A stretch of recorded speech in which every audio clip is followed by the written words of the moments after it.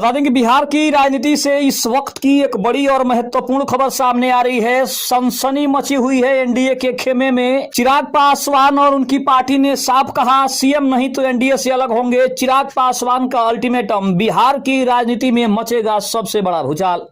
नमस्कार, मैं हूं संजीव और आप देख रहे हैं आप तक न्यूज। अगर आप हमारे चैनल पर नए हैं तो चैनल को जरूर सब्सक्राइब कर लें। बता दें कि इस वक्त बिहार से बड़ी खबर आ रही है। बिहार विधानसभा चुनाव 2025 से पहले सियासी गलियारों में सबसे बड़ा सवाल यही गूंज रहा है कि क्या चिराग पासवान मुख्यमंत्री पद नहीं मिलने पर एनडीए से अलग हो जाएंगे। आपको बता दें कि लोक जनशक्ति पार्टी रामविलास के अध्यक्ष चिराग पासवान लगातार खुद को युवा चेहरे और बिहार के भविष्य के तौर पर पेश कर रहे हैं। उनका साफ मानना है कि जब तक बिहार को विकसित राज्य नहीं बना देते, चैन की सांस नहीं लेने वाले हैं। इसी के साथ उन्होंने अब मुख्यमंत्री पद पर भी खुलकर दावा ठोका है और साथ ही साथ उनकी पार्टी ने भी कहा है कि बिहार में मुख्यमंत्री के लिए अगर कोई सबसे उपयुक्त और सबसे प्रमुख चेहरा है तो वो सिर्फ चिराग पासवान का है। अब आपको बता दें कि 2020 के चुनाव में भी चिराग ने एनडीए का हिस्सा न रहते हुए भी जदयू के खिलाफ उम्मीदवार उतारकर नीतीश कुमार को बड़ा झटका दे दिया था। अब 2025 में चिराग सीट बंटवारे और नेतृत्व की हिस्सेदारी को लेकर पहले से ज्यादा आक्रामक रुख अपना चुके हैं। पार्टी सूत्रों का दावा है कि अगर एनडीए ने चिराग की मांग को नजरअंदाज किया तो वे स्वतंत्र चुनाव लड़ने का भी रास्ता चुन सकते हैं।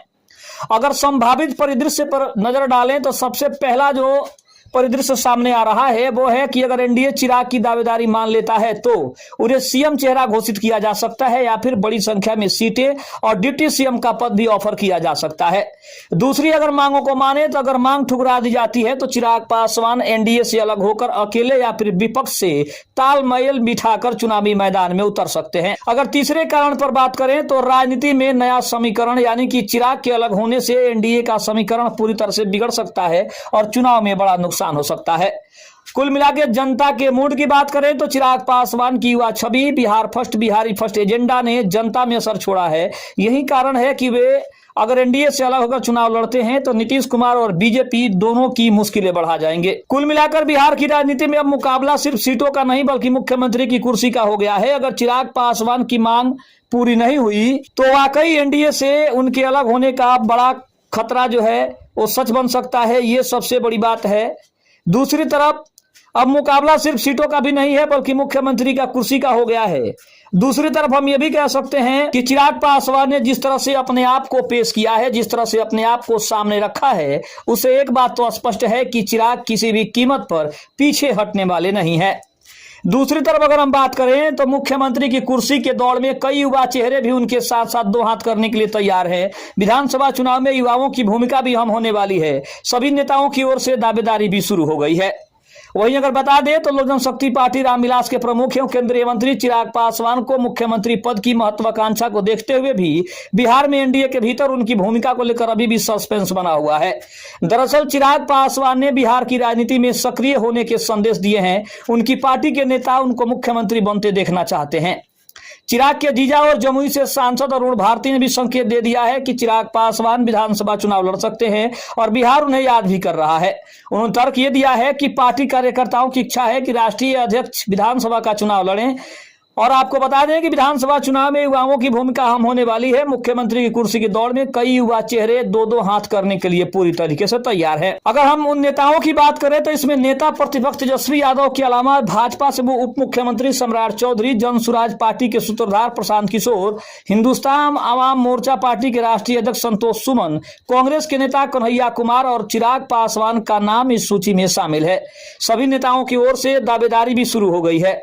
अभी पिछले दिनों मुजफ्फरपुर में पार्टी की तरफ से आयोजित नव संकल्प महासभा में लोजपा रामविलास नेताओं ने बिहार का सीएम कैसा हो, चिराग पासवान जैसा हो के खूब जोर जोर से नारे लगाए थे।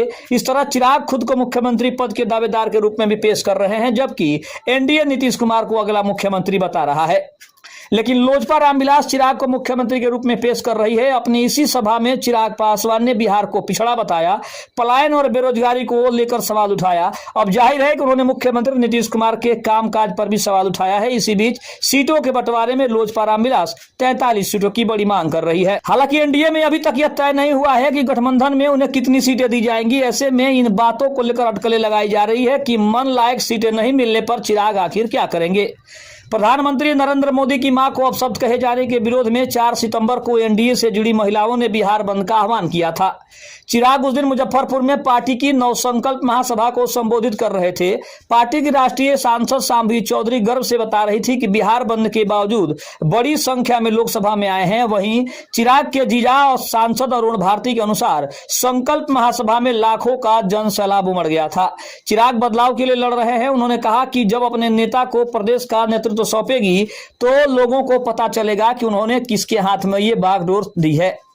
दूसरी तरफ हम ये भी कह सकते हैं कि चिराग पासवान के मुख्यमंत्री बनने की जो संभावनाएं हैं वो बिहार की जनता पर निर्भर करता है। हालांकि चिराग पासवान मुख्यमंत्री बनेंगे या नहीं बनेंगे ये तो पार्टी को तय करना है, लेकिन अभी तक बीजेपी की ओर से और ना ही एनडीए की तरफ से ऐसा कोई बयान आया है जिसमें चिराग पासवान को मुख्यमंत्री बताया गया हो।